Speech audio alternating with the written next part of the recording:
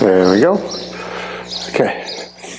Um, so all the training we've been doing the last couple of days is to prepare to better our horses, to make them easier, to be able to ride and do things with. And of course, working equitation is awesome for that because it combines dressage, obstacles, and cattle work. All right, and so it's about the working horse. Has everyone done working equitation? Yes? No? No? No? Good. Okay, so everyone pretty much but one,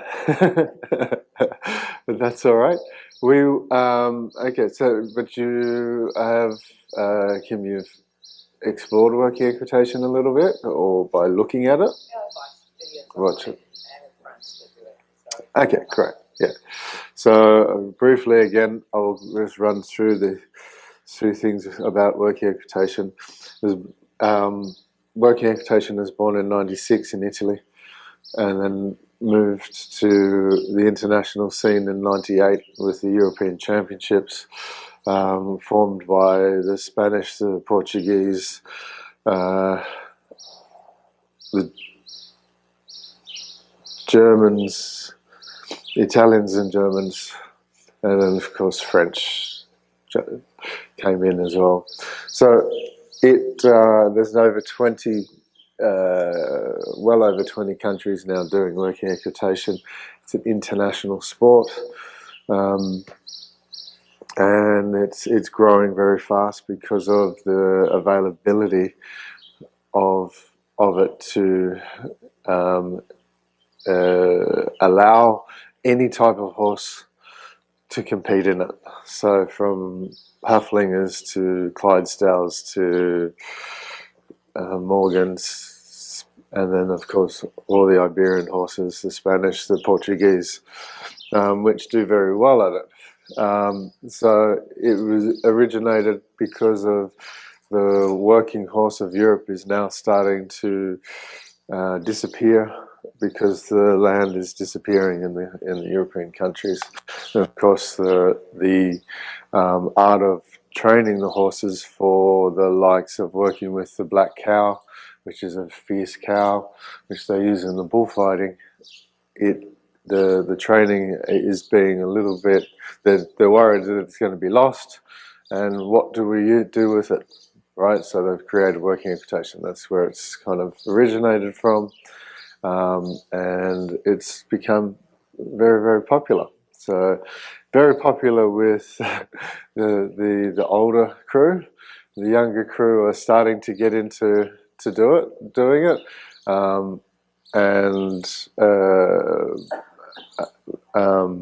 but because it allows people to develop their skills and become better riders, and in a thinking way, the older person does enjoy the sport a lot because of that, because it keeps you interested and thinking and all of that. Whereas the younger crew tend to go, okay, let's get this done, and oh good, now we're going to do something else, and or they go, oh, this is boring, it's not fast enough. So but there is a big now starting to become more and more younger people getting into it. Anyway, working equitation, there are 4 phases to working equitation. There's the dressage, the working dressage, the ease of handling or manuability, which some countries call it, or style. Some people call it style. There's the speed of the obstacles, and then there's the cattle phase. And the cattle phase is like a team penning situation, where the cows are down one end of oh, we forgot Jolene. We've got another seat, Jolene. Look, oh yeah, over here, Jolene. There's a seat over here. The cattle part is a team penning situation where the cows are down one end of the arena. There's about 10 to 12 cows. You're given a number, That cow, the cows have a number. You have to pull that cow out of the herd. They're in a lot. They're behind a line that's called the containment line. It's about a quarter, just over. It's about a third of the arena in where that line is, but it's an imaginary line. It's not, or sometimes it's drawn out with marker paint. But the cow, you have to pull that cow as the individual and put that cow up the other end in the pen in a time. So it's a lot of fun. And so you're in a team of 4, right? 3 to 4 people, and the cow event is a team's event. So your score goes together with 2 others. So only 3 out of the 4 get put to the team score, but the fastest ones, and that then determines the winner of that event. But then there is also an individual, usually prize given out to the fastest one done for the whole event. That score for that phase with the dressage and the points that you gain from the dressage, the ease of handling, and the speed they all go towards that team event score. So it's quite a big score, quite a big thing, so yeah, that is the team's event. Now, the first 3 phases are individual phases, so that you as an individual will be scored, and they are then, that score that you get, you are then given the winning, usually up to about 6 quite often, for the prize giving or ribbon giving, and yeah, you gain the scores out of those, and then of course for those 3 scores of the dressage, ease of handling, and speed go to your individual all-round score. So and you overall winner or not in your level. And then of course there's also usually a high point score, so whenever someone gets the highest, they get an award as well. So lots of awards, lots of things to win and to place in. Sometimes each event gets placed as well with the ribbons, so the dressage and ease of handling and speed, they get so everyone gets a ribbon. so it's good.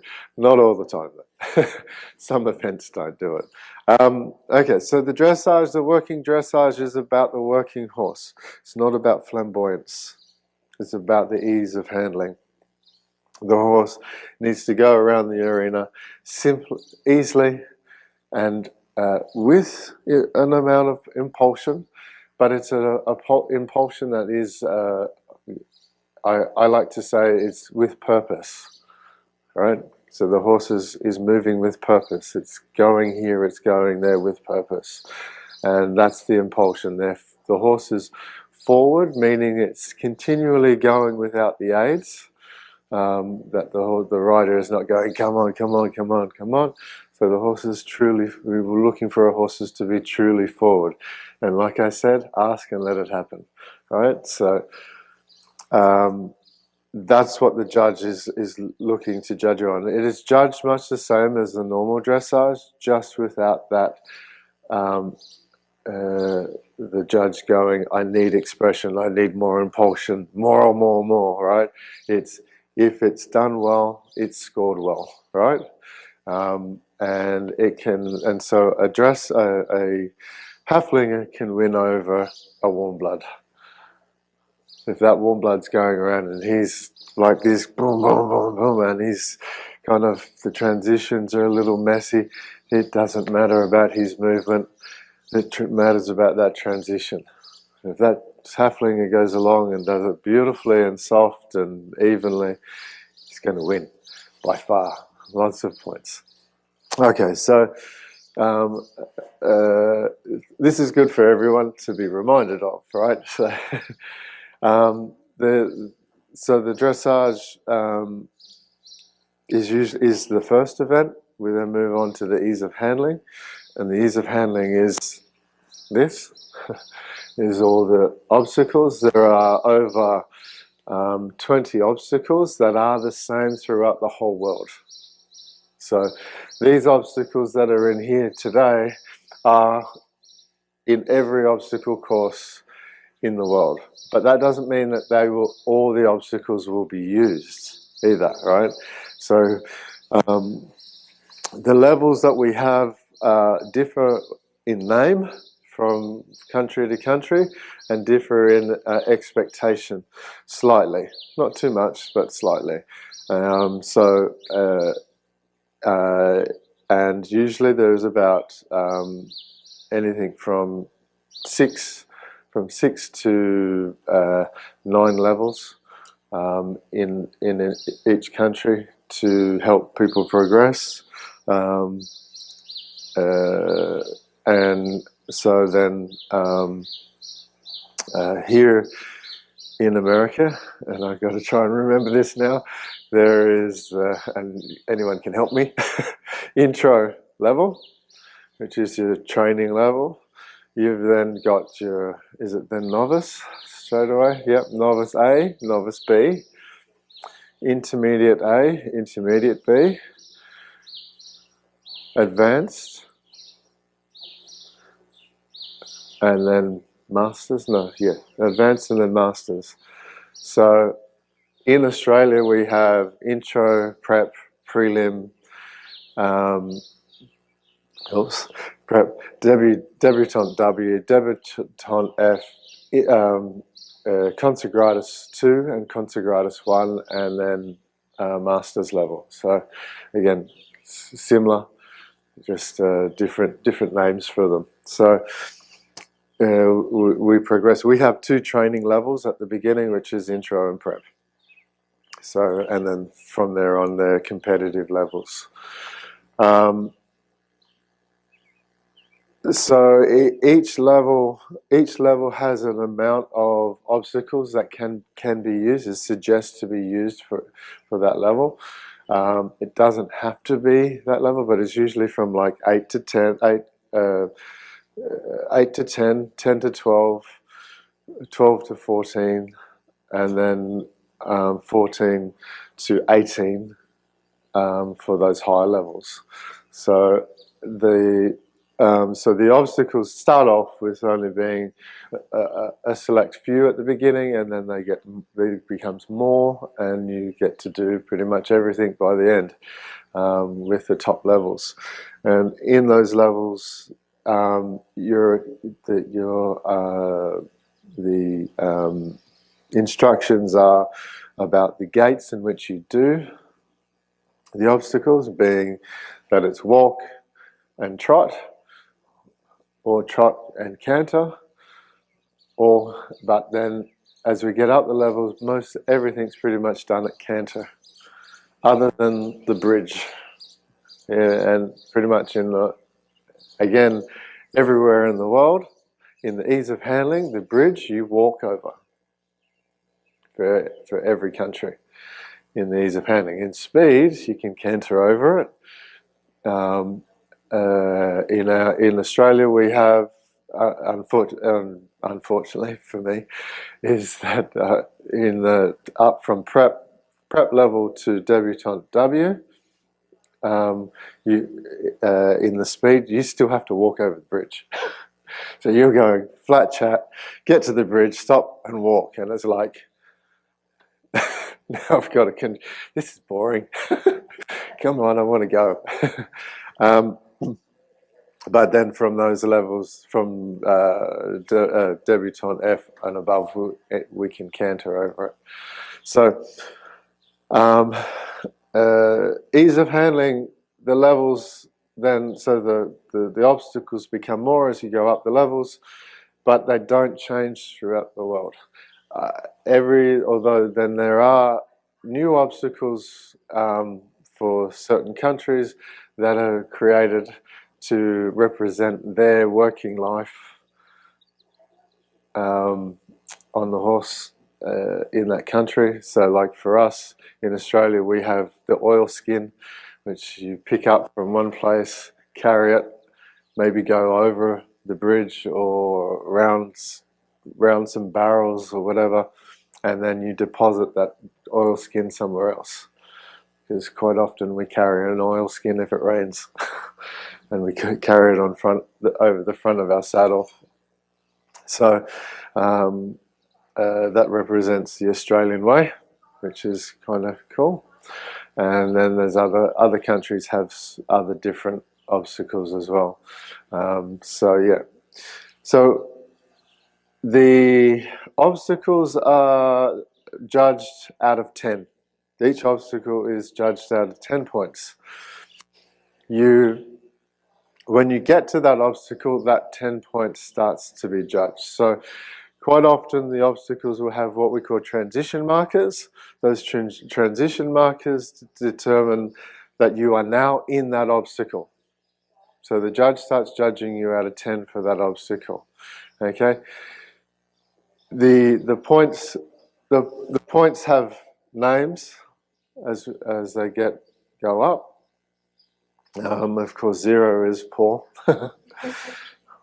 1 is poorly.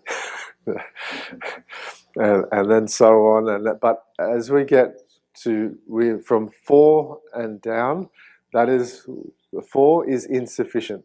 It says you have done this insufficiently.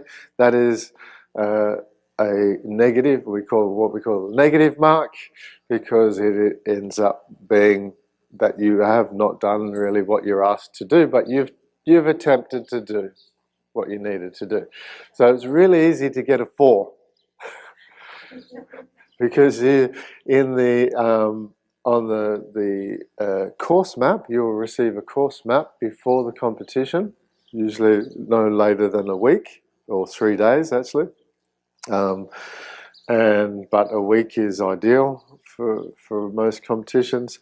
You are given directives for each level.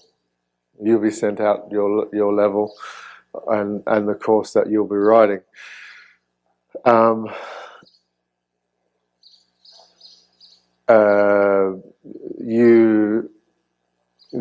You are sorry, I forgot my train of thought, going too fast.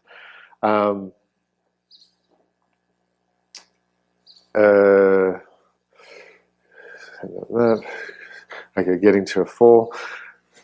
You are then, so if the directives will say at your level, and the rules will say, okay, and this is a very important thing to remember, read the rule book. Don't go to a competition and think that you can get away with not reading the rules of working equitation, because it doesn't work. Because there are things that the judges are expecting you to know about the sport of working equitation by the rule book. Okay, and there are things that you need to know to do when you make a mistake that stop you from being DQ'd from that phase of the competition. And so those elements are in the rule book, and they're not in the directives. So you need to read the rule book and just go through what you need to do for each level. Again, each level has different requirements to stop you from being DQ'd. And so if you were in a novice B level and you were asked to canter on the you're expected to be cantering on the double slalom here, and you trotted that, you're down to a 4 straight away. Right? You can receive a 5 if the judge is feeling generous, right? Because you made beautiful lines in that trot, but really the judge should be giving you 4 because it's insufficient to the directives you've been given for that level and for the directives of the rule book. Okay, so it's very easy to get to that 4. If your horse breaks gait in the double pole slalom at the wrong time, right, in that level, and is it not continuous, your score will come right down to a 5. So you're almost at an insufficient. If you pick it up and you finish it off, then you can gain points. And so the judge can say, okay, the horse broke, we're down to a 5, maybe a 4 too, because it, depending on the level that you're at. If you're at the master's level and your horse breaks gait from the canter, you're at a 4 straight away. They're not going to be forgiving at that level. Even the advanced level, they're not going to be forgiving. So this is how easy it can be to gain lower marks. Your horse, if you do the obstacle wrong, and this is, you will go straight to a 4. It's insufficient, right? But that doesn't mean that you're DQ'd from the event just yet. Because what you can do is go back in and do it again before you get to the next obstacle. Before you get to the next obstacle. You can't go back and do it after the next obstacle. After the next 2 obstacles, you've got to go back and do that again. But you will receive a score.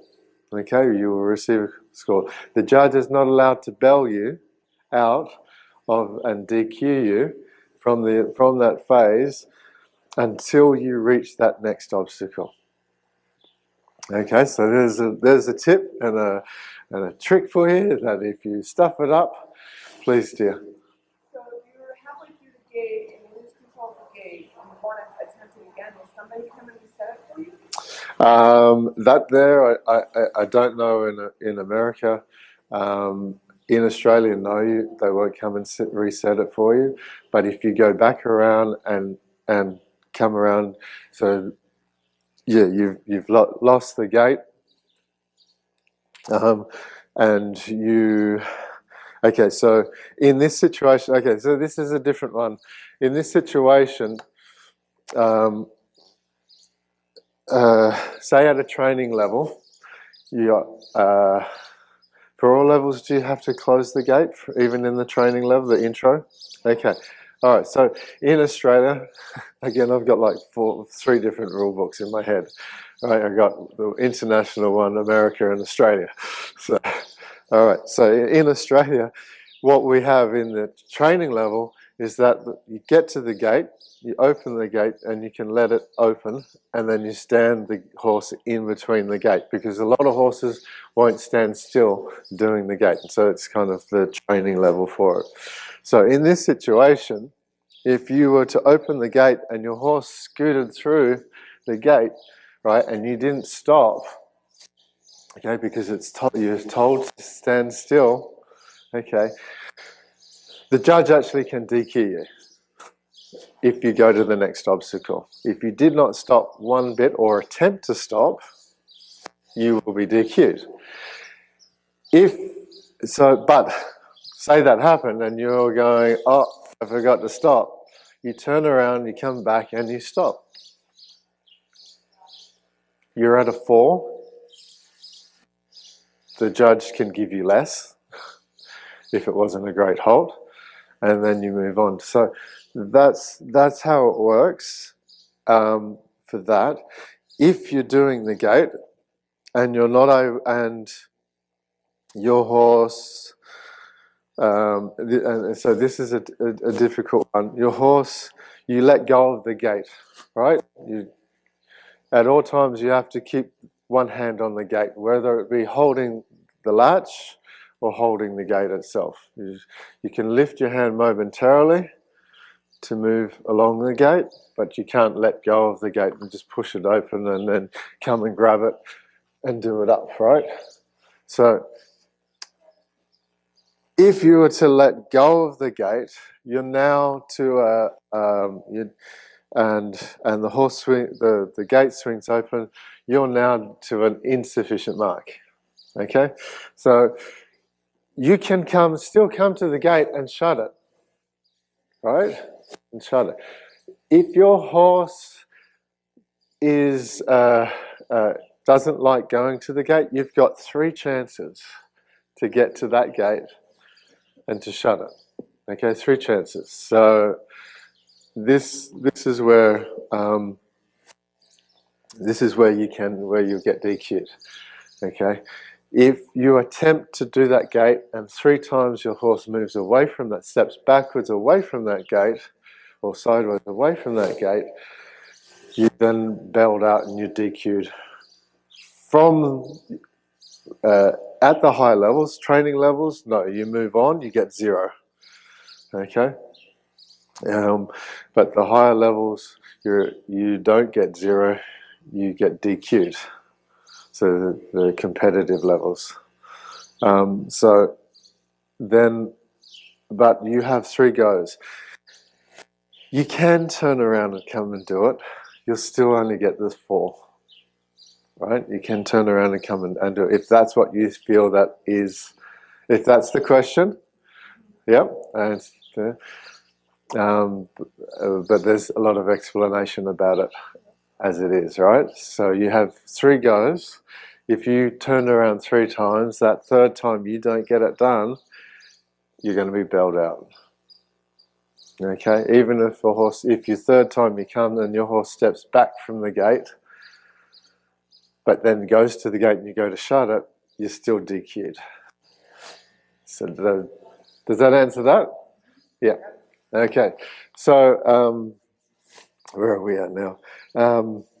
The score, you can get a 4 very easily, an insufficient mark if you're not doing the gate that has been asked to be done in that level, the movement, walk, trot, or canter.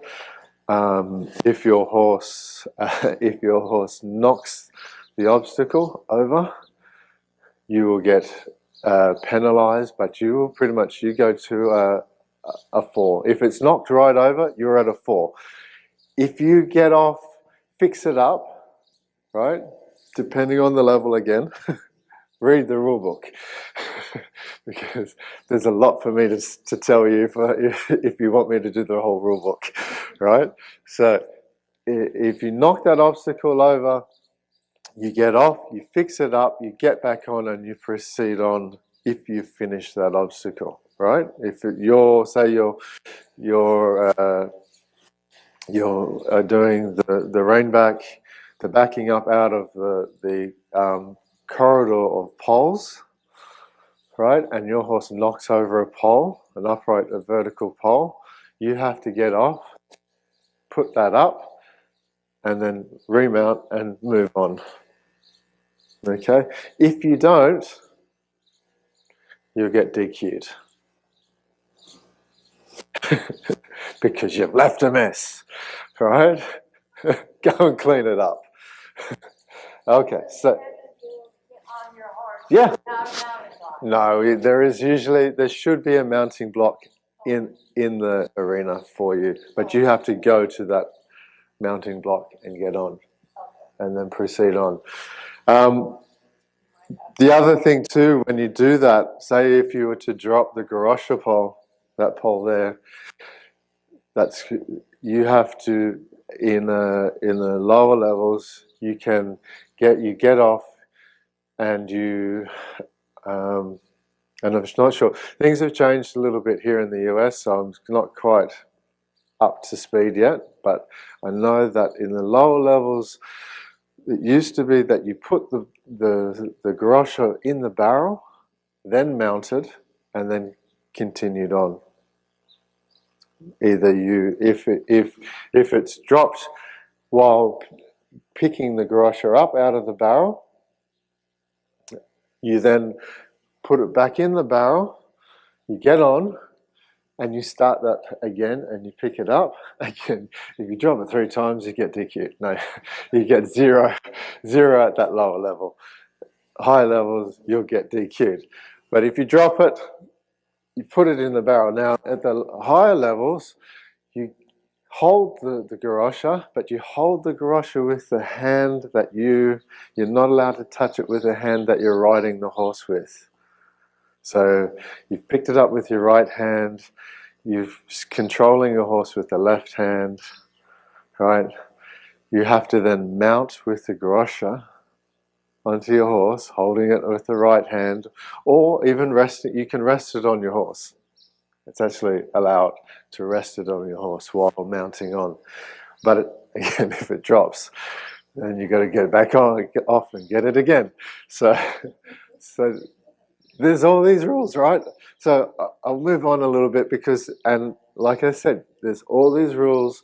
You need to know what is expected of you in working equitation, and there's so much that you can lose marks on or be DQ'd from that phase. Now, when I say DQ'd, you get DQ'd from that phase at the high levels. In the lower levels, if you're doing an obstacle and you don't complete it, you move on, because we're training the horse. You're training to be able to move on, right? To do this sport continuously, and not be discouraged by being DQ'd on your first obstacle, bailed out, and you don't finish off everything, right? So we're trying to encourage people to keep going.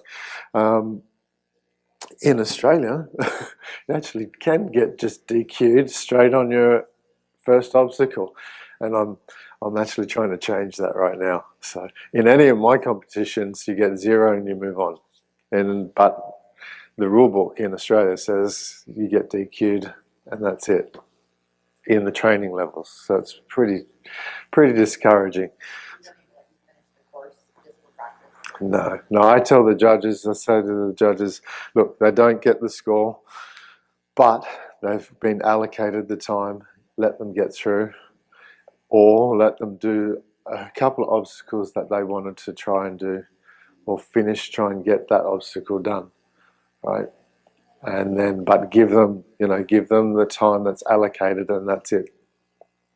So. Also have a training sign up, or you don't sign up for competition, but you sign up for training, like we do here in America. You sign up for training. I think you sign up without getting an actual ribbon, but you can actually run the course. Oh yes, yeah. That's basically This is what we do as well, but most competitions tend to give the training levels ribbons as well, just to give them something, encourage them, encouragement awards, right?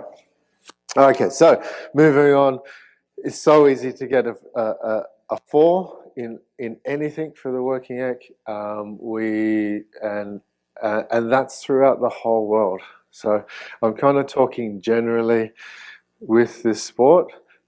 Again, read the rule book for your country, and you will find out what is and what isn't allowed for in this country for this sport. Okay, so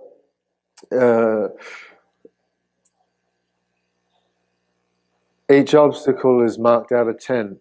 In between the obstacles, right, all of the obstacles, it's 1 set of 10. So it's called the navigation mark. So you're being marked out of 10 for that. And so it's that mark is the flow of where you go to get to the obstacle.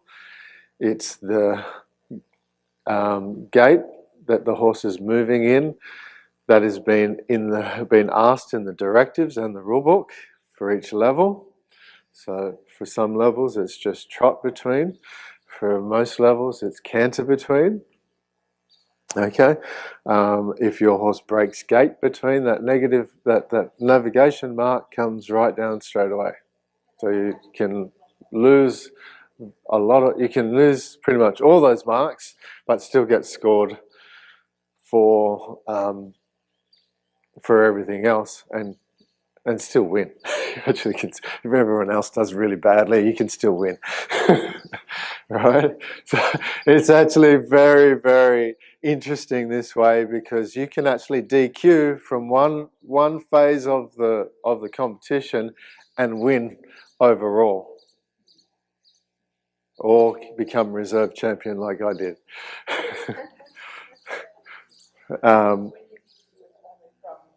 One phase. Okay, so you get to move on to the next phase, right? And gain score and gain a ribbon for all that, if they're giving ribbons for that, and not just the overall. So there is also the rider mark out of 10, impulsion meaning forward, not impulsion in flamboyance and expression. Submission mark, so very similar to dressage in that manner at the end. And of course, comments should be given for each obstacle, and for an overall comment for the whole phase.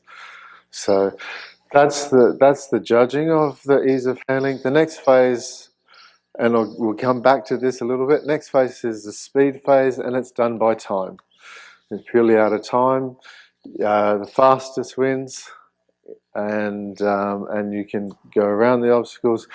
There are some obstacles that are not used in the speed phase, or some obstacles that are suggested not to be used, because it doesn't allow you to be fast, or for it to flow well, and so quite often the jug is left out of the speed phase. Yeah, yeah, exactly. So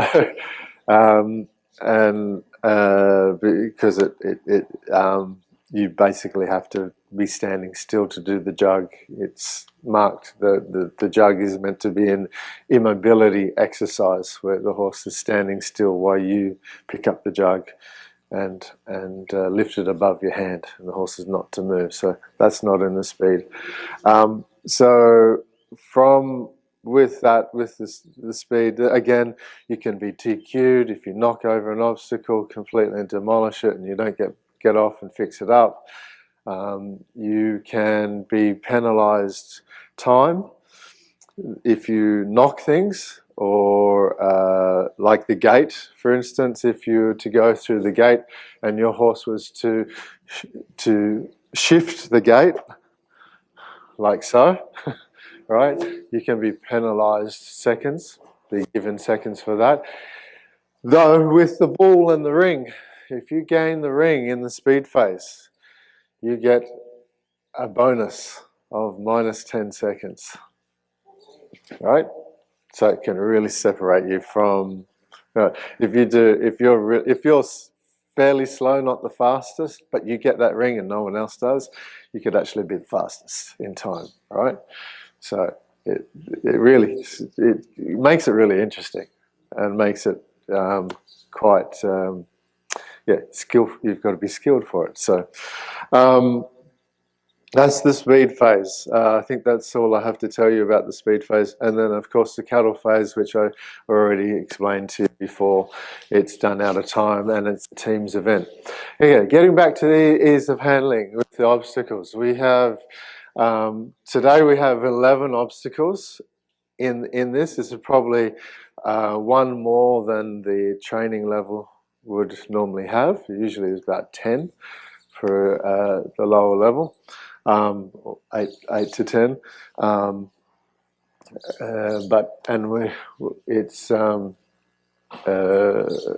so we have today the double slalom. These poles here, they should be at 2 meters high, or 1.8 to 2 meters high long. They can be rounded trellis with climbing rows on it and all that type of thing. Every obstacle has a number, and every time you approach that obstacle, the number is always to the right-hand side, your right shoulder. Okay. Also, there are transition markers or entry markers, entry points, in which is a white and a red cone. And like eventing, red to the right, white to the left. And so that's your entry point and departure point as well. Right? So again, that slightly varies with the countries. In my country, we have yellow cones that are your transition markers. They're called transition markers. And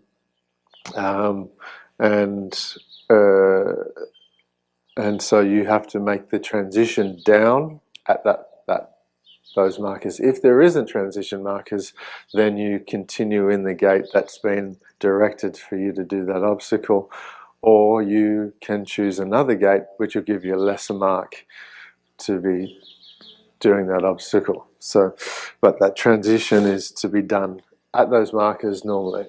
So red to the right, white to your left. These poles can be red and white, which then determine if these were white, right, and the number was on the right-hand side, it was slightly away from the pole. On the other end, you would be starting going with the white pole to your left shoulder, because the number is on the other end. Then entry point is down the other end, white to the left. For these, it's the right pole, is the number is on your right and it's at the pole, so you'll be entering this way. We'll come around. Yes. We will come around, entering to this obstacle, and we come around and keeping an equal distance from the pole. So here I've kind of given 3 meters, 3 to 4 meters away.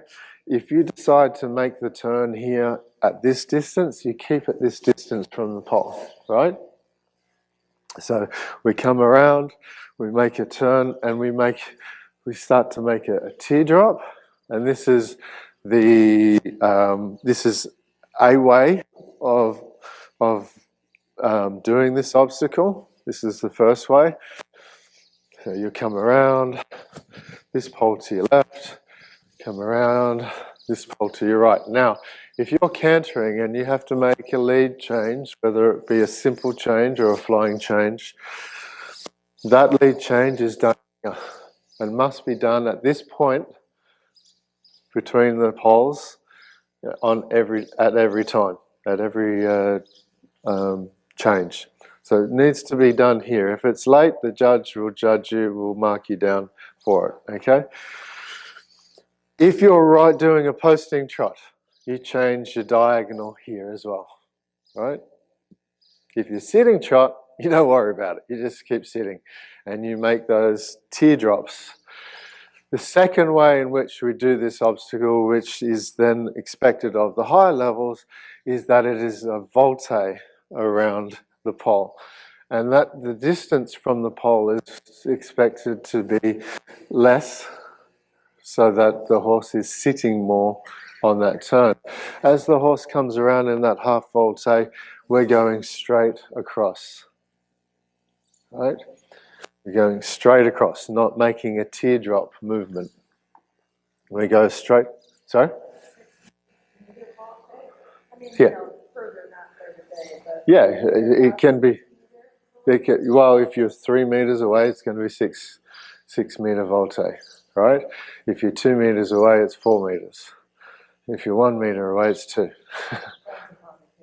Yes, again, okay, so, but this is what you need to know. Know your horse and what its capabilities are, okay, to show the best turn it possibly can do with balance, rhythm, evenness, right, and no resistance. So that's what it's judged on, okay? There's resistance you're penalised. The marks go down. So volte, come across, flying change, or simple change. Volte, the horse is to sit, to sit, to sit, and then go across, flying change, sit, volte, da da da, and so on. So we continue on till the end, and then once we leave that at about 2 to 3 meters away from the pole, then that obstacle is not being judged anymore. You've left that obstacle, you've finished it, okay? Okay, so that's the double pole slalom. We have the gate. When approaching the gate, we should come perpendicular to the gate.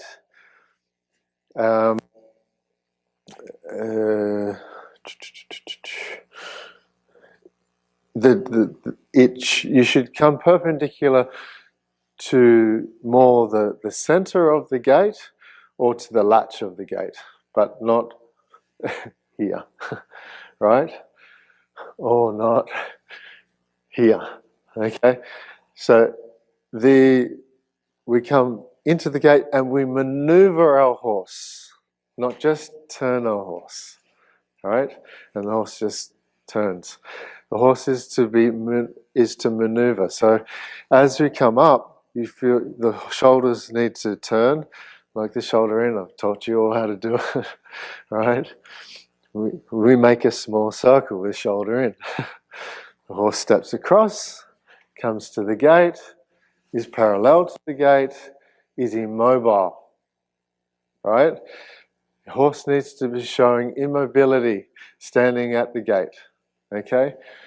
We unlock the gate, we then move, and this part we now need to flow. The horse needs to make the steps nice and fluently to then shut the gate like so. Okay? Now, that's one way of doing the gate. Okay? And that's doing the gate forwards. Okay? It's doing the gate forwards. The other way of doing the gate is again, immobility, and we can step the horse out, pull the gate open this way, go through the gate, pull it shut, and then do it up. Right?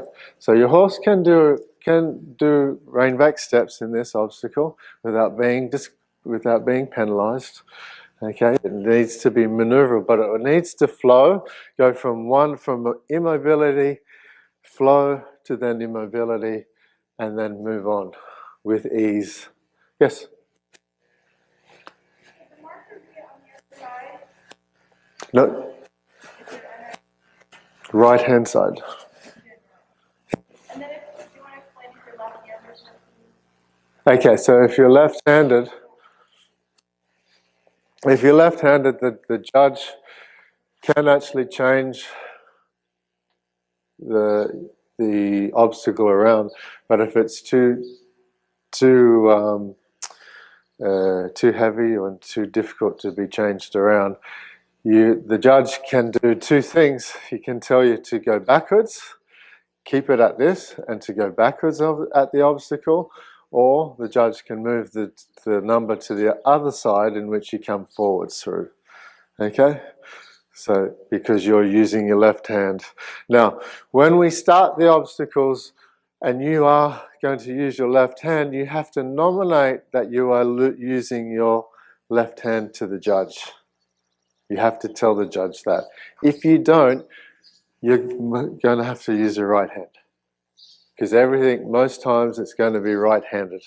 99% of the time, 99.999% of the time is right-handed. There's very few that will do left-handed. Yes, dear. I'm a lefty, and I found it easier to just learn how to do them on the right. Yes. Yeah, yeah. And most times people riding horses even if they're left-handed, they'll learn to do things with their right hand while riding, and controlling the horse with their left hand instead of their right hand.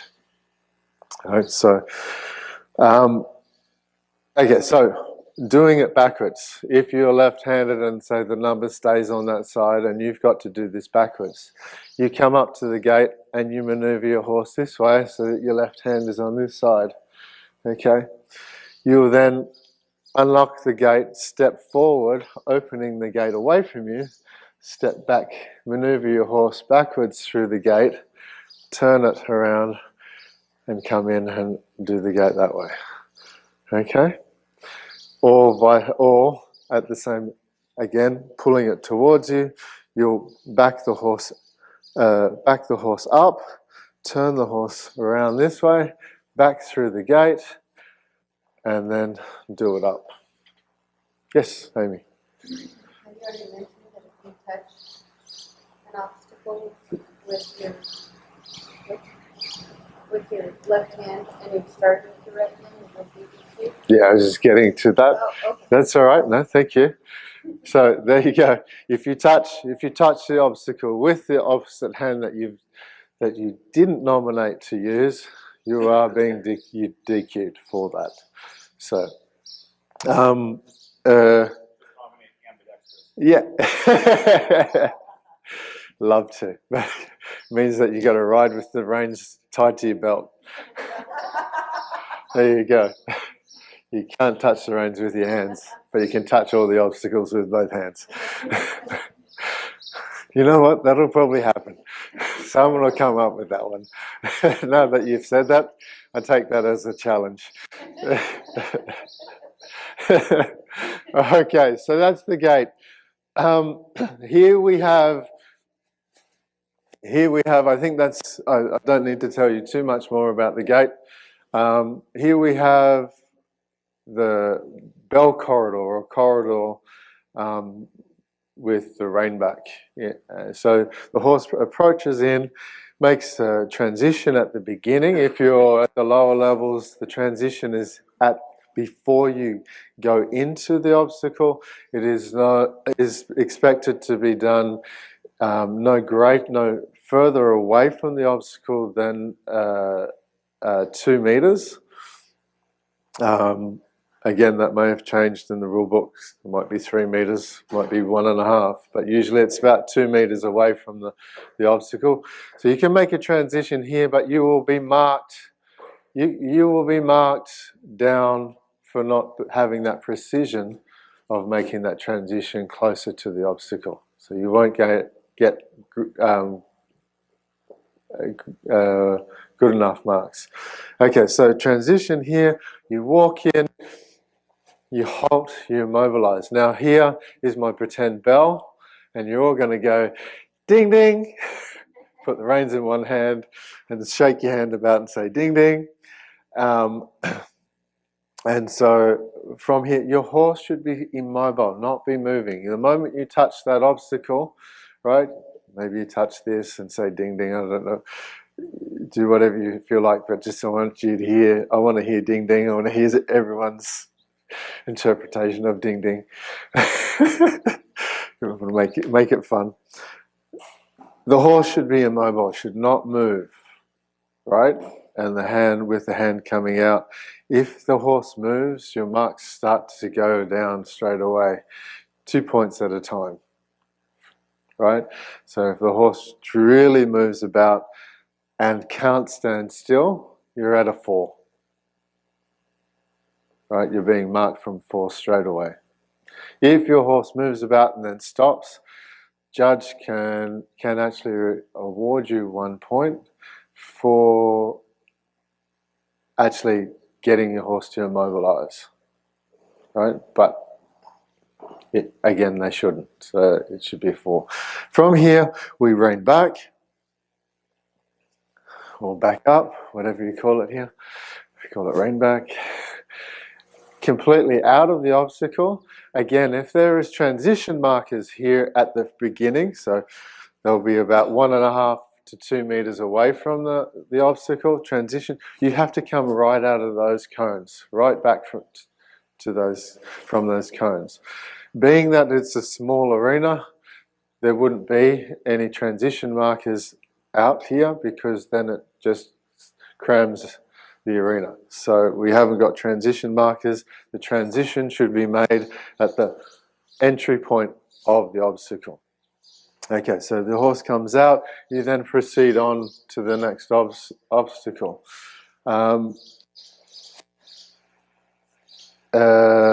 Yes? If they knock one of these over, is that one of the rails? Yeah, what happens? You get off and fix it, or? You should, in the lower levels you don't have to. In the higher levels you have to, because usually this is actually probably too low for a competition. This is a training. These should be no less than 40 to 50 centimeters high. All right. So if you knock that over and dislodge it, you should get off and fix it up. And no, you don't need to do the redo the obstacle. You just need to fix it up and then continue on.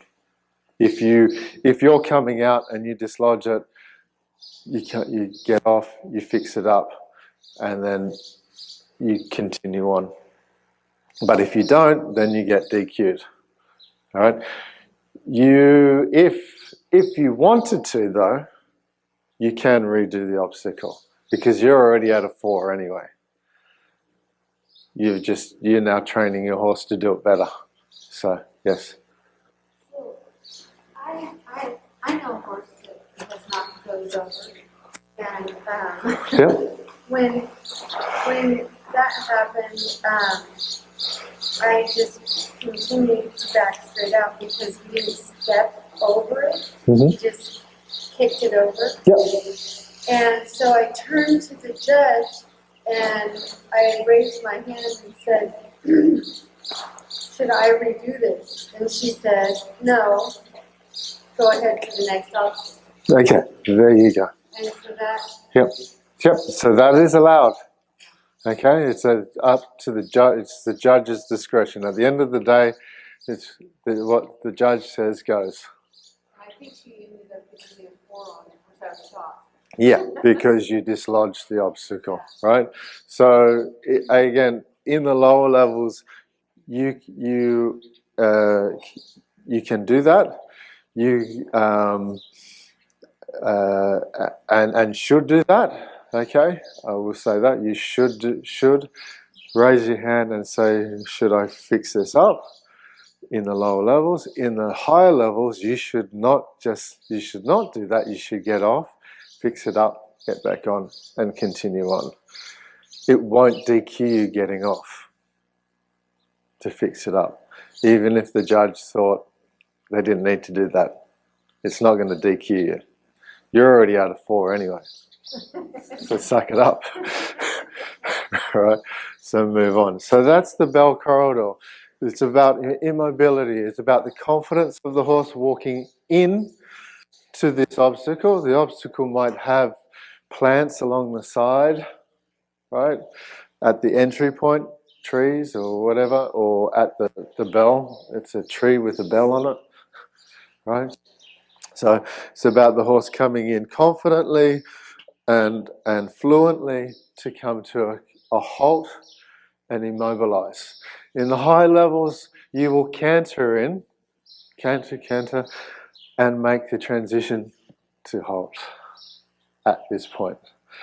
You won't come in, and this is where you go straight to a 4, is say in the lower levels, you come in and your horse goes trot, trot, and walk here, you're now at a 4. Because you've entered that obstacle in trot and haven't made the transition at the beginning. Okay, so the transition can't be made in the obstacle. It needs to be before the obstacle. Okay, so that's things. Yes. Sorry, sometimes they have an L, the higher level. Yes. Is Yeah. that also cancer? Yeah. That can be canter as well. Cantering into an L-shaped corridor, the higher levels. So this can be is quite often straight for the lower levels. For the higher levels, it can be an L shape, and even for the lower levels, it can be an L shape, but it very rarely is. So for the higher levels, you still expected to canter in that L shape and then rein back out of that L shape. You have control of the horse and then move on. So that's the bell corridor. This can actually be an obstacle without a bell. It can be just a enter in, halt, and rein back. And that's the rein back corridor. So it can be done, but very rarely do you see that just as a rein back corridor. Okay, so next obstacle. Again, so there's so much to this, and that's why we're having this talk at the beginning, because when you're on your horse, and I've got to tell this, the horses, they get sore in the back. So the side pass pole. Transition to the walk. Maneuver your horse sideways, stepping across with the front feet over one at the front and the back feet on the other side of the pole, going right across. Now, from here, you then proceed on with this obstacle. Quite often, the differences can be that there is an entry point and a departure point, right? And there can be an L shape or two poles. The directive should say left to right or right to left. So, from left to right, we're facing that way, right? From right to left. So you got to know which way to face by reading the directives and understand it. Okay? So the horse then goes across sideways. In the high levels, quite often see horses cantering side pass over the pole at master's level. You see Pedro Torres, he does it, and a few others, Bruno Pica. A lot of the Portuguese do it because they're fancy. Okay, so that's basically it. The horse is moving sideways. The horse should show crossing of the legs though. Now the other thing about this obstacle, the beginning, it's about a side pass. It then, to gain a better mark though, it needs to be more of a huff passing movement where the horse is bending in the direction and not so much straight or bending away from the direction. Okay, so the half pass will score better than a side pass, right? So again, the half pass is a full pass, but it would bend in the direction. Okay, so it's a great. Okay, jump, go over the jump. Horse should, in the lower levels, should not step over it, but make a little hop over it. That is considered a jump. All right? If the horse has one foot in front of the jump and steps over and then lifts this foot and go over, it is not considered a jump. So if the horse was to come up to it, hop, hop, over with the hind feet, that's considered a jump. Not really, but hey, right? And then of course, proper jump where the horse comes under and pops over the jump and is in the air momentarily, all right? So that is considered the jump, proper jump, and that will score you higher. The height of the jump is determined for the level. When we get to the high levels, it is usually a hay bale. Sitting, it can either be sitting on its broader side, as for the advanced level, it can be sitting on its narrower side, being that it creates it to be higher. And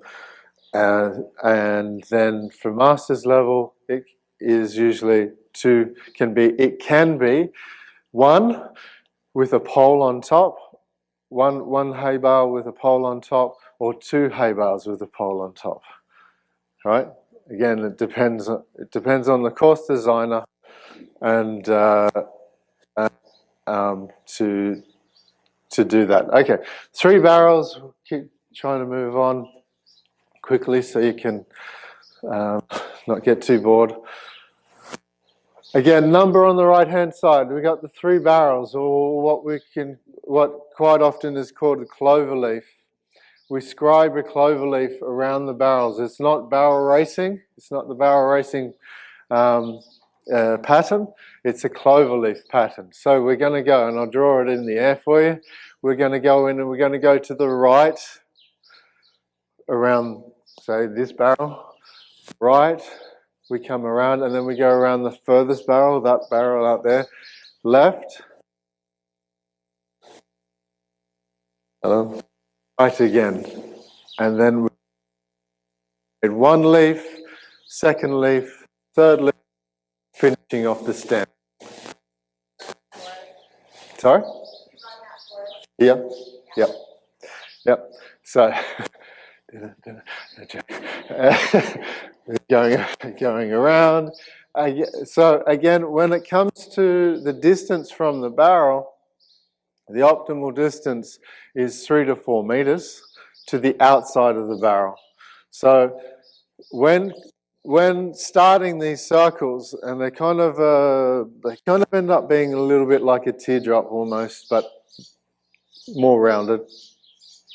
You need to enter in between the barrels, not hugging the barrel, in between the barrels, and then you come through and you're in between these barrels. From here, you can come out to a distance, quite a distance out here, and then you come back around here. Here's the first leaf. Now we're going to make the 2nd leaf. We start from here, we change the direction. We come out.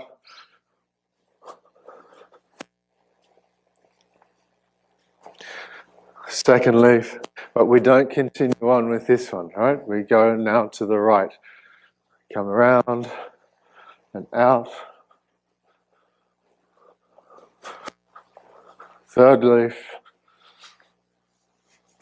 And now we proceed on. Now I'll do it at canter for you, like I was going to start at the beginning.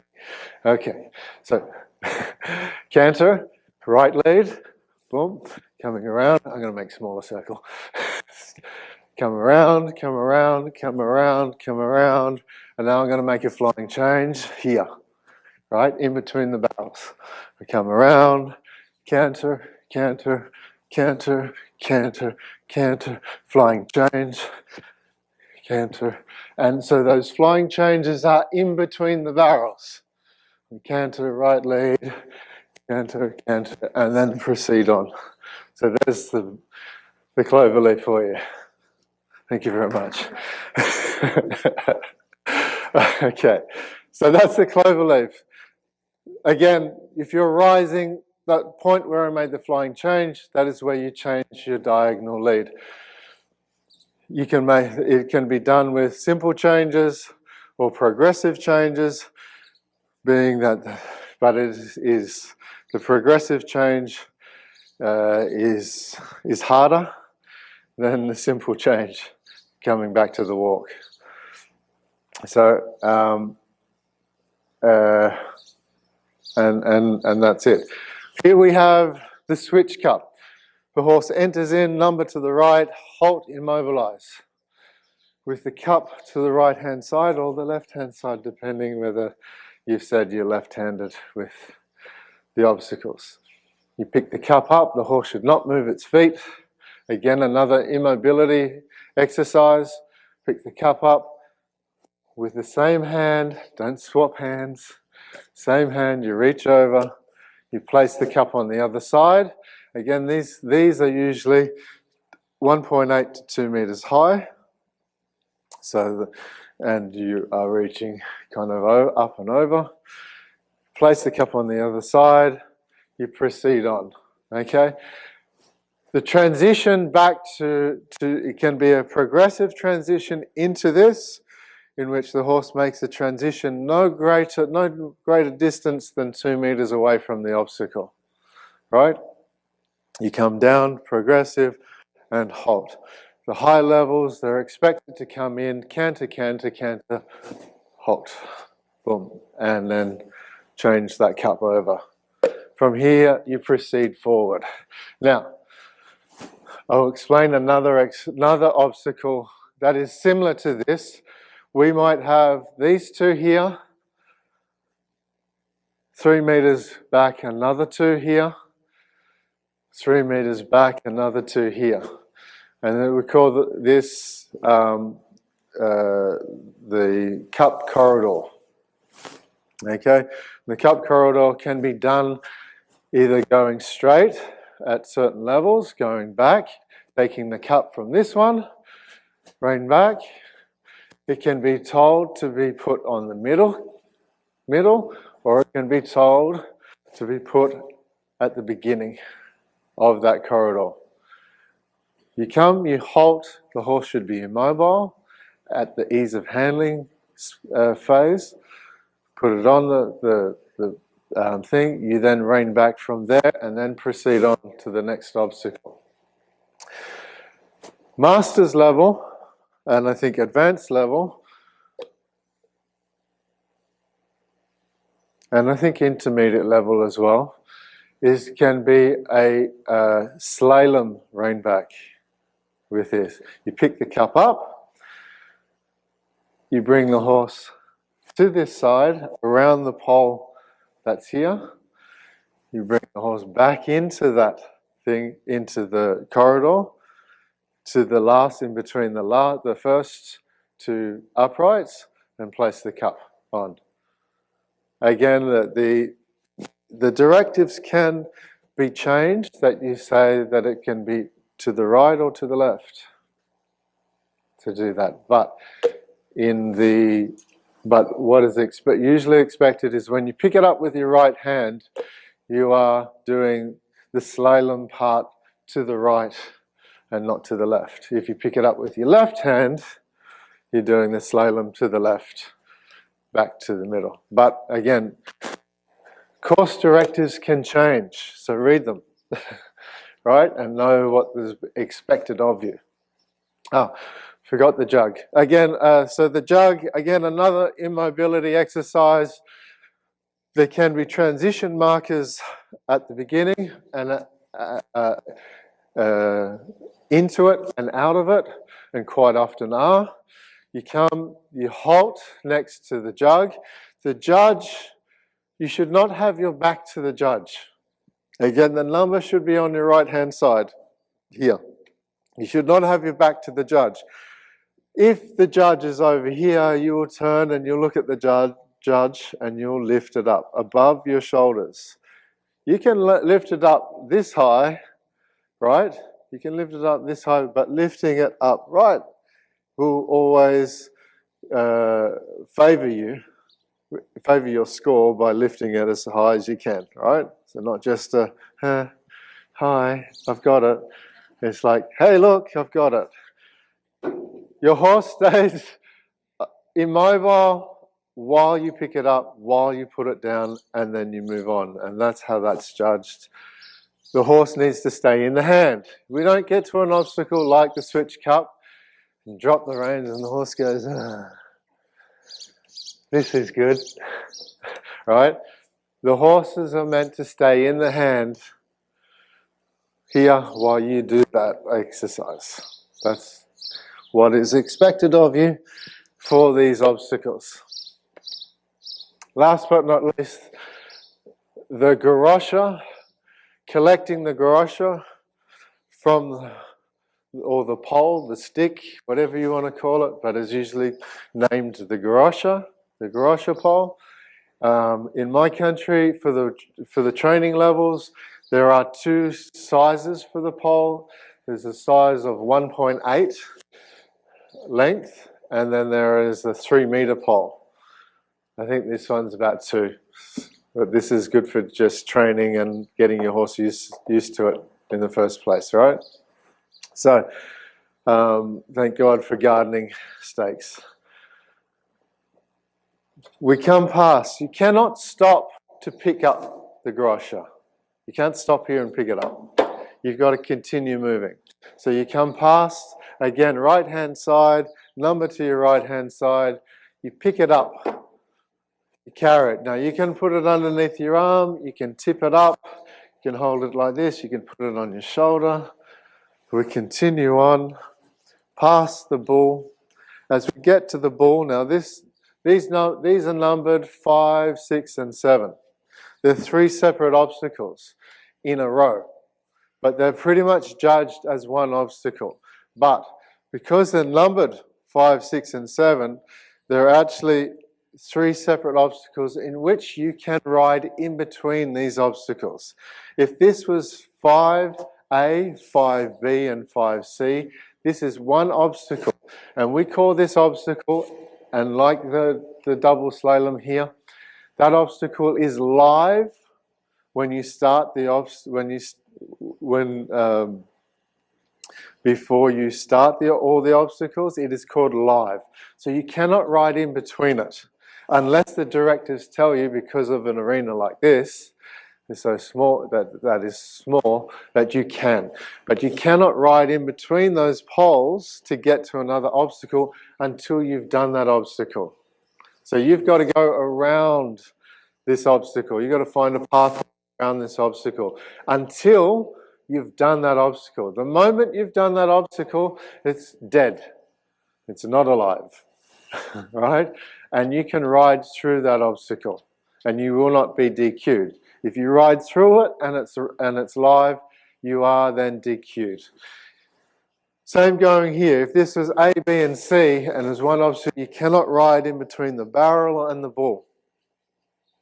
But because it is 5, 6, and 7, you can. So remember that. Okay? So, continuing on. We ride at the same gate that we picked up the garosha to the bull. We stick the stick out. We skewer the ring off the bull, keeping our thumbs up. Now, when we picked up the stick too, rule of thumb, thumbs up. When you grab that stick out of the garosha, out of the barrel, rule of thumb is thumbs up. We grab it with our thumbs up. If you pick it up like this and turn it the other way, you are going to, in Australia, you don't get DQ'd. I think in the US you do, right? Because you have picked it up wrongly. So thumbs up. There's usually always one end that is the skewering end. So here we've got a nice white sticker on the end. So that's the end you're going to skewer with, and a point. We skewer the ring. When the ring comes down the garosha, lift your thumb and catch the ring with your thumb. Because if it ends up like this, you're going to get caught, right? So we end up coming up. As we get to the barrel here, we lift it up. Again, the skewering, we put it in the same way that we picked it up. We place the garosha and the ring into the barrel and ride past. We never stop at any of this. We continue on. Now, if you miss the ring, you don't stop and turn around and try and get it again. You continue going. You've lost 2 points, that's all, right, for not getting that ring in the first place. If you try again, you're not going to get those 2 points back. They're gone. So you continue on. You get the points that you suffer the points that you've got for not getting the ring, and move on. So now, with this, in other levels, in some of the levels, most of the time this is placed in one row. And if you are riding, with this line here, you're expected to keep the same gait, the same tempo, right? Going past all 3 obstacles. If this, like I've numbered it 5, 6, and 7, in the higher levels, this, you could be collecting the garosha stick as 5. 6 could be the barrels. with the garrocha stick in your hand. So you have to do the 3 barrels with the garrocha stick in your hand.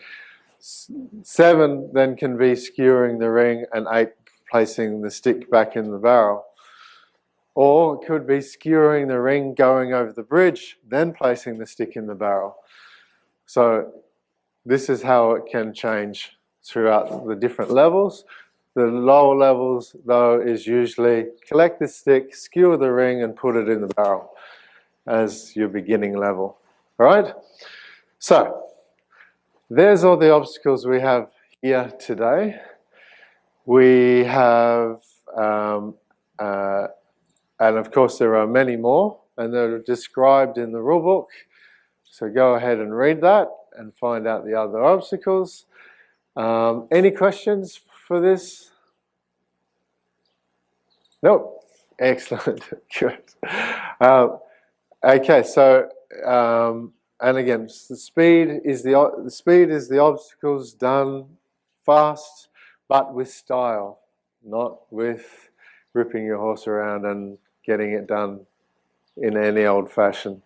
All right, it's actually meant to be done with style. So you can actually be disqualified for riding your horse cruelly in that event, and it's up to the judge. So you can certainly protest that decision, but it'll cost you $50. So this is working equitation. It's all about, there's so much to it, there's so much to think about, and I hope I've reminded you all about a lot of it for it. And of course, Kim, she's now learned about it by me going on and on. So we're going to enjoy this today. The first 3 riders, we're doing the 3 first, aren't we? What time? So walk through. Oh, walk through. Yeah, sorry. Let's walk through the... Do it like, try to do it 20, 25 minutes max. Yeah, easy. Let's do it. So everyone up on your feet, let's get warm. So we've got from 1 to 11 to do. So what we've got here is the 2 markers over here. Yes. Yes. Yes. So there's always a course walk at the beginning of a competition, or the level is given about 20 minutes for a course walk, 20 minutes to half an hour. Okay, so we're starting coming in this way, right? You want to be, when coming through the starting line, you should be at the gate in which you are to go between the obstacles, do the navigation with, right? So you don't pick it up after. Again, you're going to lose points straight away. So, yes, there we go. Okay, so lots of things here. Salute the judge. The bell rings. The judge. You go to the judge. The judge says to you, "Is the course set up the way you would like it? Is the garrocha in the position you would like it?" You say yes, or you say no. Can I fix it? The judge can say you can go over and fix it, or the judge gets the course fixer to go over it and position it for you, and you give the thumbs up, right? So you also need to know is the gate right? Is the cup in the right position? Is the jug in the right position? So on, right? So all of these things. The judge says, "Okay, you ready?" "Yes, I'm ready." The judge rings the bell, right? The judge rings the bell. That is when you salute. Then you proceed to the starting. And it's a normal dressage salute. Yep. It can a dressage salute. It can be this. It can be a tilt of the hat. But as long as the judge is acknowledged and knows, but most times it's a dressage. People are not that exuberant, except for me. Some of the dressage salutes get a little... Yeah, like Yes, right. No, I usually rode in an Akubra hat, so I'd take my hat off to the judge and salute that way. And of course, those that do ride in the Western hat, they can do the same too.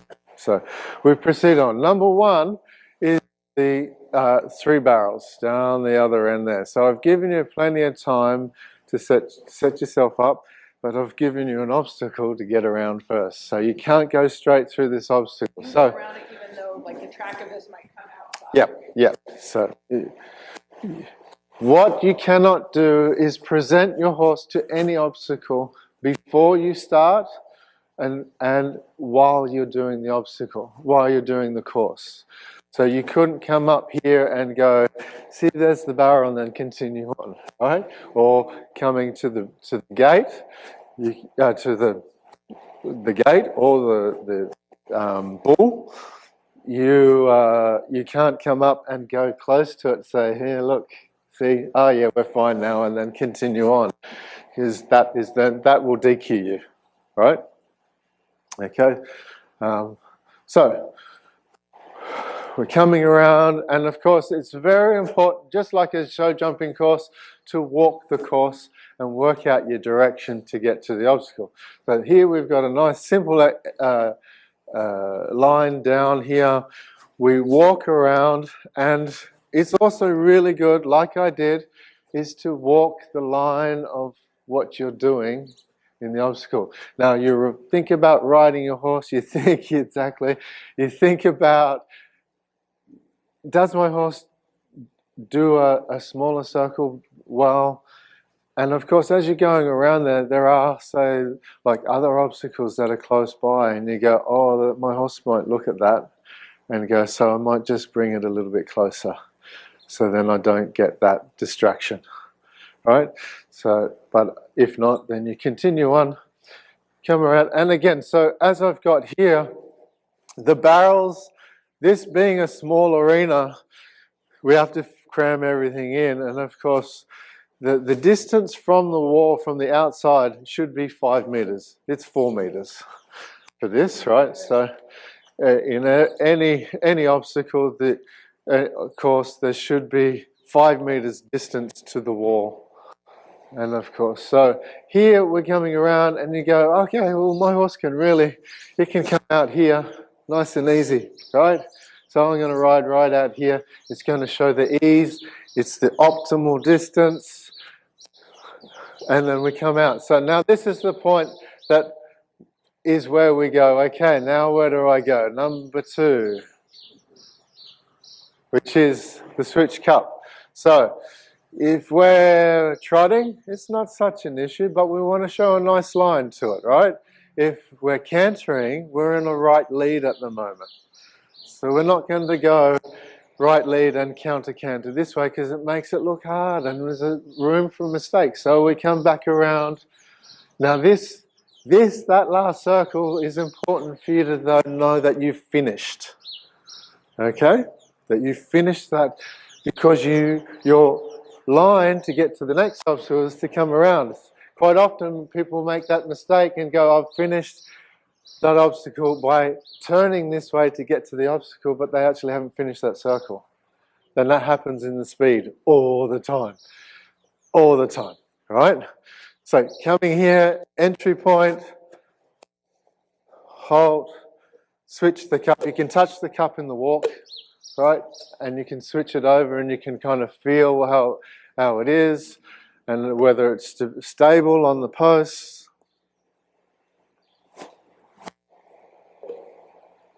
Yep. This is good. So it allows you to understand, to feel, or it can fall off easily, which then means you have to get off and put it on again. One side, yeah, just the one side. Reset it, right? Yeah, they'll reset it. Yeah, you have to take it back to the other side and then put it back again. Yeah? Or you asked at the beginning. Yes. Right. Yeah. Again, judge says, is the course right for you? Okay? Because that cup may be on the left-hand side for a left-handed person. right? So the judge doesn't need to change it. We need to. We need to get it changed. No, the cup needs to be on the right-hand side, please, judge. Can you move it? Yes. All right, so next, the double pole slalom. We come in, again, we've got to decide what turns we're making. Are we making a volte? Are we making a teardrop turn? And we walk this. Now, this really is quite important for this one because we got the gate right here, right? Now, I thought at the beginning that it would get in the way a little bit, but it's actually quite well placed. So, and I had to walk that to realize that, right? So we're coming around, walking, walking, walking, making sure that that turn there is going to be equal to this turn here. Okay? So, if you go too far out there, this turn's going to be different to that turn. So, like change, coming around. And if you watch, if you watch some videos that there are on YouTube these days of competitions, they show people doing the course walk and they're doing exactly what you do even at master's level, right? More so at master's level because there's like 18 obstacles to do, right? So from here, now we've got to go to number 4, and number 4 is the bell corridor. So we've got 2 options. We can go out wide or we can come straight down the middle here, okay? Or you can come through here.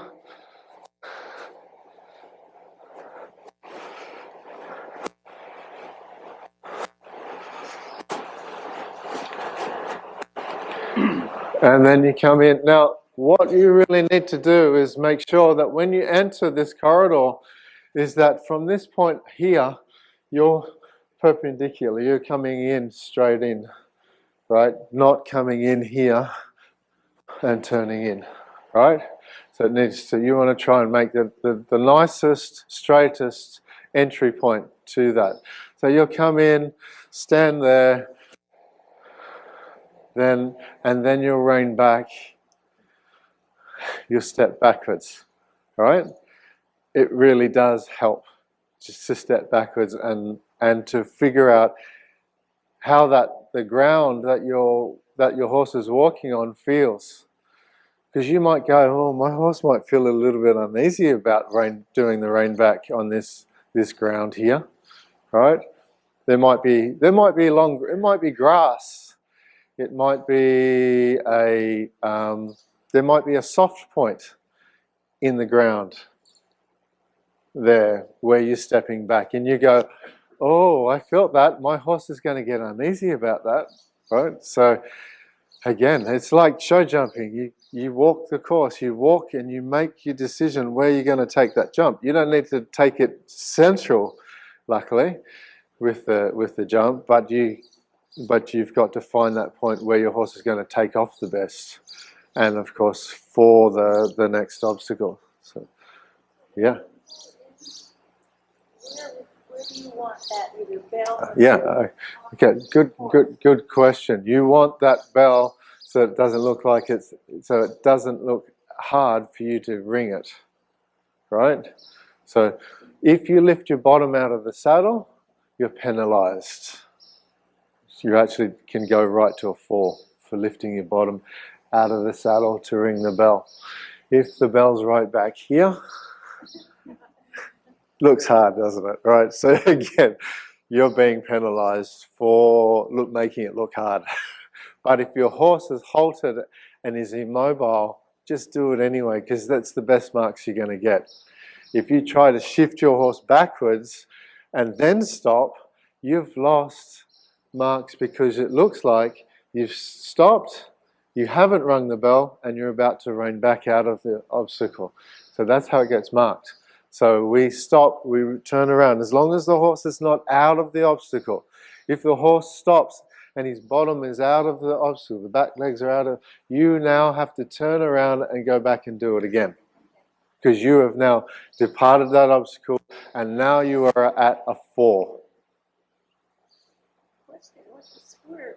Would I want to make my line closer to this pole, closer to the line? Yeah, so So people normally, so a judge will make his will determine the combination and see that you struggle to reach. So if you came in center, right, and then slightly move to the side to do the bell because of your immobility, the ability to reach to the bell, then that would be acceptable, right? That would be acceptable. If you came in and hugged that wall, you're going to probably lose marks. So you want to come in central and then move to be parallel closer to it. But yeah, for anyone that doesn't have that problem, you need to be directly in the middle of this corridor to ring that bell. Yeah, and that will gain you 10 points. Okay? So, but the bell itself has an arm that comes out and allows you to be close to you. Right? And sometimes back at the championships at Devonwood there, my head went boom into the bell. And I was like, oh. Yep. Horse needs to be in the hand. Horse cannot touch the bell or the gate and help you with the gate. He's blind on that side. Yeah. But he always rings the bell. Yeah. Yeah. And then I reach out and ring the bell. Yeah. And then he dings it again for me. See, I'm like, Yeah. Yeah. And so Yeah, you're getting penalized every time every time he touches it. he thinks he's funny. Oh yeah, I'm sure he does. Yeah.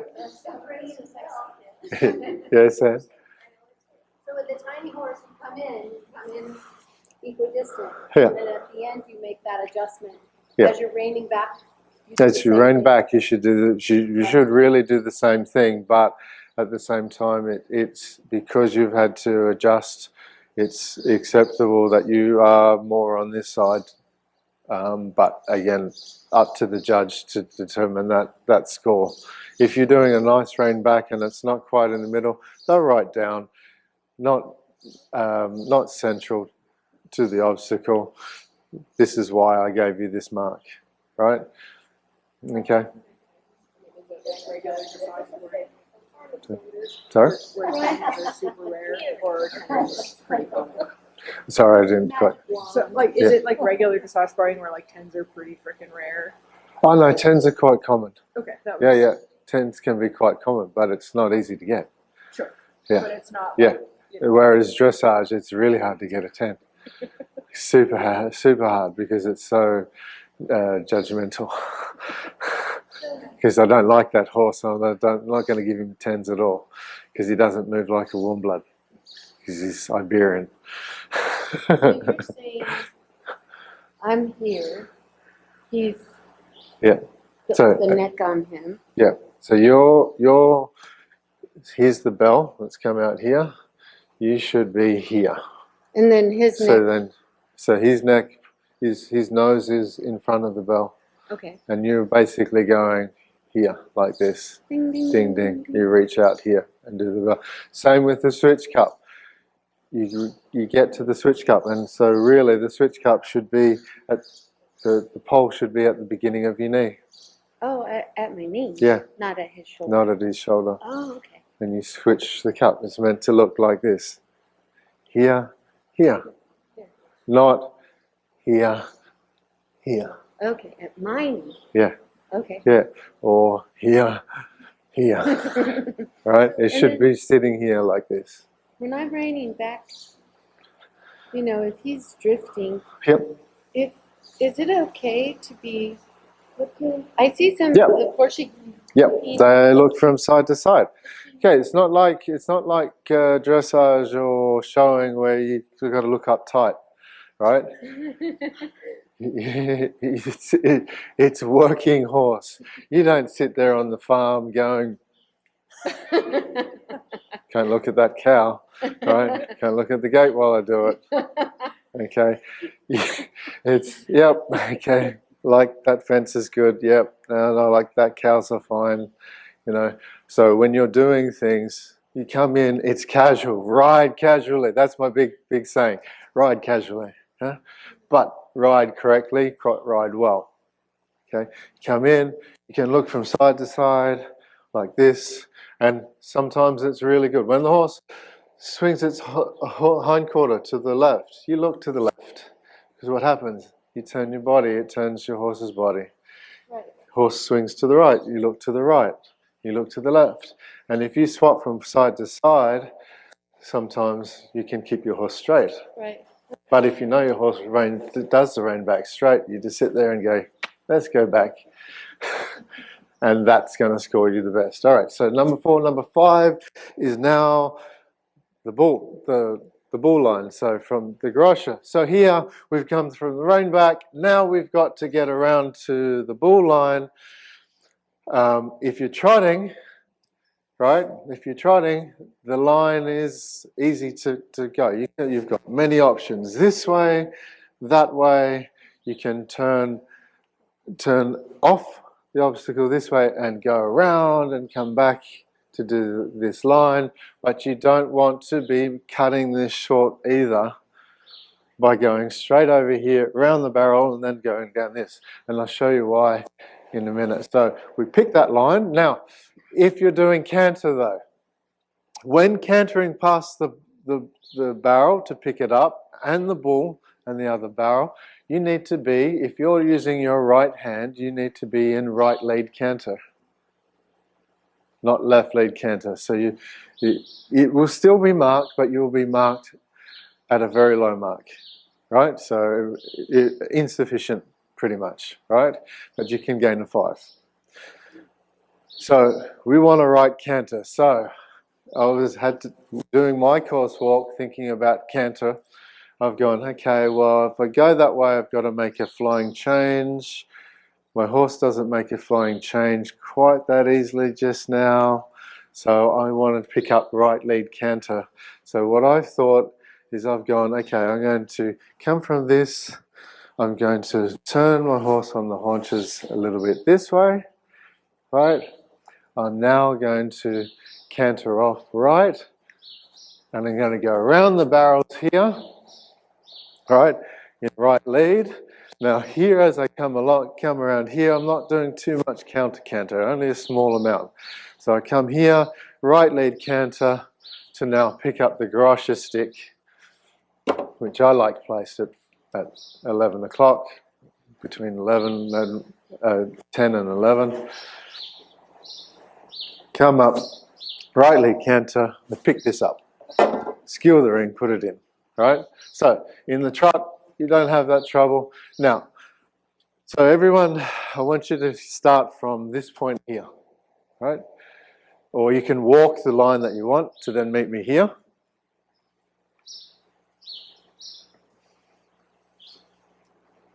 And we're now allowed to go between these barrels if we want to. Yeah, you can go between those barrels.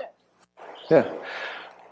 I wouldn't, but you know, you can do that. You're not going to get DQ'd.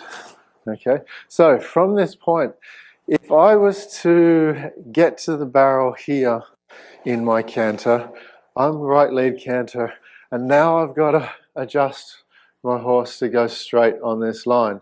So I've really got, the horse can be wiggling about, and as I pick it up, the horse might overturn and come away from that line, and then I have to go back. So I've now done a big wiggly line to get onto that line. So I'm always going to aim to start my line back here, as far away from that barrel as possible. So I'm always picking the line so that by the time By the time I get to the barrel, I'm on the line to go past that barrel and pick it up, pick that stick up. I've got the reins in one hand, my horse is straight, I'm riding that line, and all I have to do is pick it up. I don't even have to look at it, right? Pick it up, go along and do that thing.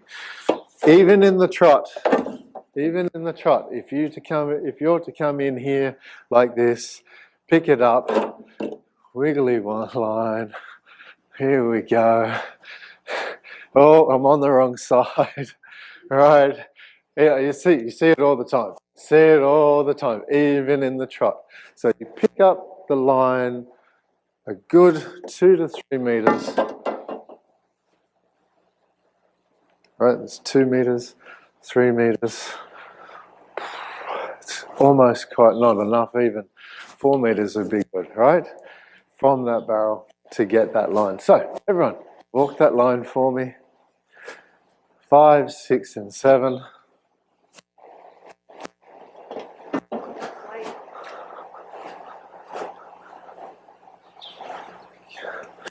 Let's try and walk it all nice and, yeah, and you can pick it up, you can touch that, and you can, yep, to know how heavy it is.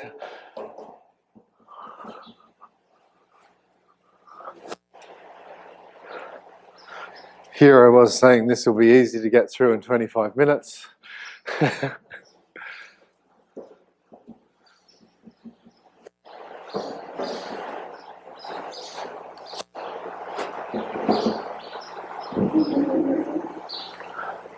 Good. Now from number 7 to number 8.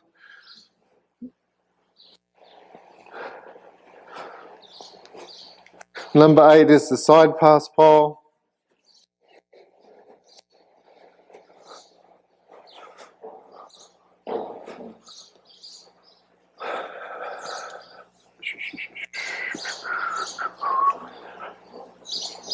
We come right around.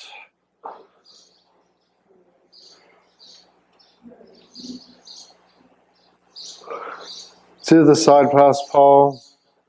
Now for this one today, I'm going to let you choose, and the course directives can tell you, you choose which way you go. They can tell you, but most times they'll tell you from left to right and right to left.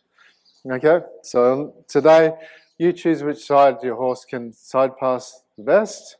If your horse can side pass, and if your horse can't side pass, then we don't worry about it. We move on because you're obviously at training level, right? Did you say this is like a pole pass with a bend? Yeah. Okay, so we come up, we side pass, make your transition to the walk, turn your horse, side pass over the pole. Again, just kind of, this one you don't need to walk so much, but it's good still to do it, to try and check out, is it soft on this side, is it hard on that side, da, da, da. Do they transition to the walk before the marker? Before the markers. Yep, right. Those markers are there to make that transition, and then you turn, come across. Now, with the side pass pole and the training level, because you get a 0 and move on, what you can actually do is, if you know your horse can't approach the pole with the side pass across, can actually step your horse over it and side pass off the end of it, and sometimes gain a score, 1 or 2 points. Okay, sometimes. Otherwise, it's because it's not completely asked. You attempted it. So you've come in, you've gone to look like you're starting the front of it. At the front, you've stepped over it, and then you've side passed the rest off. And again, sorry? Yeah. Well, you can be like, you can be coming up here like this, and you're going, oh, okay, and then the horse steps up here like this, and then it steps across, and then you go off. You've attempted the side pass. You've got half of it, or you've got a quarter of it in the side pass. You're going to get 1 or 2 marks. You're not going to get much, but you're still going to get points to go to your score, right? And you're not DQ'd. So Okay. does that pole need to be like under your seat? Yeah, so always what I do is when I'm making that side pass, the pole is underneath my feet, right? Or more so to the back of my heel, Okay, right? Because that is where the middle of the horse is. okay. So Are you can. scored down, or if you're too, Just as long as the horse doesn't knock the pole, okay. right? So, but it has to be a fluent movement. Okay, so we've gone side pass. Now we've got to come back around number 8. We need a clear line for our jump. Da-ba-da. I can just see this. Da-da-da-da-da-da-da. Ah! No. Over the jump.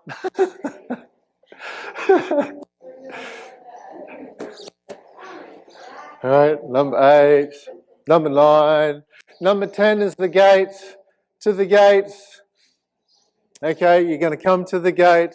You're going to maneuver. Now, training level, you can sweep in. You can actually sweep in. If you don't know how to do the gate yet, and your horse is not efficient at doing the gate or standing next to the gate, and you know that sweeping in is going to help, you sweep in and you try and do the gate. But for the levels above, you need to come in perpendicular and maneuver your horse to then do the gate. Determine, always feel the gate. Is it light? Does it have sound? You know, does it swing easy? Does it not swing? So if it's really light, that's one that really can bother horses. If it's really heavy, it can be more stable and the horse can actually feel it. Even though it's not touching it, it can feel you touch it. And if it's really light, horses can get a little bit unsettled about it. So you got to know these things. Right.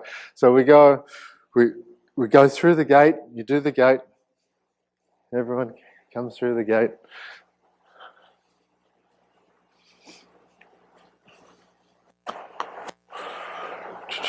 Okay, so that's right. So we've ended up facing this direction, okay, and if you're left-handed, you're facing the opposite direction, okay. From here, we go to the jug. So we can either go right around the arena, or we can turn off this way and sweep around this way and go over to the jug. So you think it can be a pole? Yeah, it can be pulled towards you and it can be moved away. Depends on how easy you find it. The judge is down there. The judge will position themselves where the judge positions themselves. Oh, okay. Right? So most times the judge will position themselves that they will be able to face you with the jug. So the judge can be anywhere in the arena that they feel that they need to be. Right? And quite often they're usually around the gate or at the bridge, because the bridge is somewhere they can kind of stand next to and not be in the way of everyone. Are they usually the only one out here? Yeah, so there can be, for the higher levels, there should be 2 judges, right? Your chief judge and your secondary judge, and at master's level, there's 3 judges, just like the dressage. And you got your chief judge, secondary judge, and your shadow judge. Right? Though all 3 scores still go to your overall. Okay? So come here. Again, hold, pick up the jug, make sure it's light. Make sure you know the weight of the jug, and if there's anything in it, like gin or wine or yeah, tequila. Now, when you pick it up, you always look for the judge, okay, to do it. Not everyone does it. Yeah, it doesn't mean you don't have to, but do it. Yeah. Just do it, because it shows them, your horse needs to be immobile and not moving, but pick it up, show the judge that you have control over the situation, and put it down. Yes, Annie? I got my most disappointing, almost cussed in front of a judge DQ on me. Oh no. It was my very last obstacle, and it was my best ease of handling ever. And I was like, yes, I'm almost done. And I stopped, perfect immobility. He finally didn't get squirrely. Stopped, raised it, looked at the judge, smiled, set it down, departed the wrong way. Oh. Yeah. It was the first year they had the departure cones. Oh, okay. And I There was you go. like, and she's like rang the bell, and I turned and I looked, and she goes, "You departed the wrong way," and I turned around and smiled Yeah. and said, "Okay, thank you." And I turned around and I was Yeah, so from there, we're now going to the finish line. You can make a line anywhere you want to go to that finish line, to go through it. When you go through the finish line, you turn to the judge, you present to the judge, you salute again, and you say thank you very much. Okay? And the judge will and then it will be over. The judge is actually meant to stop judging you at that point, but it's actually when you salute the judge and acknowledge the judge. The last show I was at, someone finished the obstacle, saluted the judge, didn't exit the thumb. The Yeah. judge did not salute. She was like, Oh, yeah. So, yeah, it's a little bit confusing, that one, because you've gone over the finishing line and you can actually be DQ'd if you don't salute the judge. In Australia, anyway. I know that in Australia. And I think it has been true here in the US. Again, in the speed as well, right? You salute the judge after the bell, before you go through the starting line, and you salute the judge when you finish the speed as well, after you go through the finishing line, not before. Okay? So there you go. There's working equitation in a nutshell. 2 hours later. Okay, but you see, there is so much to this sport, and it takes me 2 hours just to get through a handful of it, right? So it really is that complicated. Let's grab our horses. So today what we're going to do, as we walk over this way, today what we're going to do, if you are riding a level, you're going to know your level. If you haven't done it yet, what you're going to do, you're going to ride your horse at what you feel your horse can do, right? And if you're training, if you know your level, but you're training your horse, right? And you want to try and challenge yourself today with moving up a little bit, by all means, let's do it, okay? If you want to try your hand at cantering the bull line, go ahead and do it. Today is not about me training you for your level. Today is about me helping you understand the sport and trying to see where you're at with the training of your horse and the ability to do the obstacles. So let's have fun, and let's do it. This first 3 horses, let's do this. So when we come in first, what we're going to do is you're just going to play with the obstacles for the first half an hour, 20 minutes.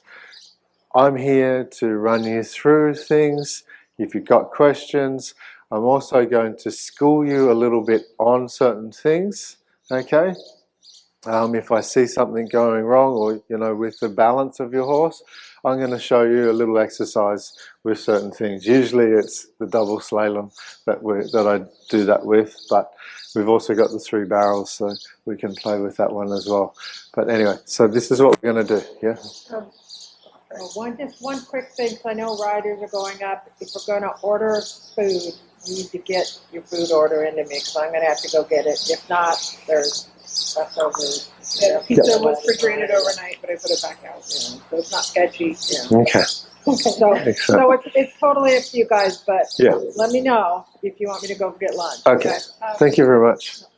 Probably stupid question. So things like the swallow and the burrow, we can pick up 2 reins, or we have to do Yeah. Everything, ride with 2 hands. No one's at master's level. Okay. Okay, it's ridden with 2 hands. Except obviously when you're doing the gate, you have to. When you're doing the gate You need and it picking up the garrocha, you've got it in one hand, yeah? And the same. So, but riding in between is two hands for everyone today. Yeah. It was like Unless you're really efficient at one hand. Again, it's training today one-handed. Yeah, there are people that try to do that too. They'll actually hold both reins and the horn together. No. Yeah. A question Yeah. about the bow line, and I think Yeah. you answered it for today. Yep. My horse is very intimidated by both the barrels and the pole. Yep. So at novice A, we're given the choice of cantering or trotting, Yeah. and I tend to trot, but today I'll try the canter. Yeah. But my question is, you said, okay, when you're picking up with your right hand, you need to be on the right lead. If I'm in the show pen Yeah. and I'm going to break to a trot, is that still the case that I should pick up the right lead to transition to the barrel? Okay, yeah. So, right, if you've broken to a trot, yet it's trot or canter, right? But you don't have time to pick up that canter nicely. Keep trotting, Okay. right? Yeah. You should be comfortable 3 to 4 meters away from that barrel in the gait that you're doing, Okay. right? Yes. If in that space your horse breaks and isn't comfortable, but yet you're allowed to trot, Yes. right? You keep trotting. You make it look like that's what you were going to do, because you'll lose marks straight away the moment you try to pick it up. The horse breaks, and then picks up the canter. Right. And usually it's not enough time to pick it up before you pick the garrocha up. Yeah. So usually what tends to happen is you see this happen where they pick up the garrocha at the same time as they break into the canter, and that's a no-no. That's a break of gait. So she tends Classified. to be, I will know when I'm showing whether, Yeah. I mean, which horse I have. Yep. The soft one or the freaked one. Yeah. And if she's soft, we could come out of here and easily pick up a canter Yeah.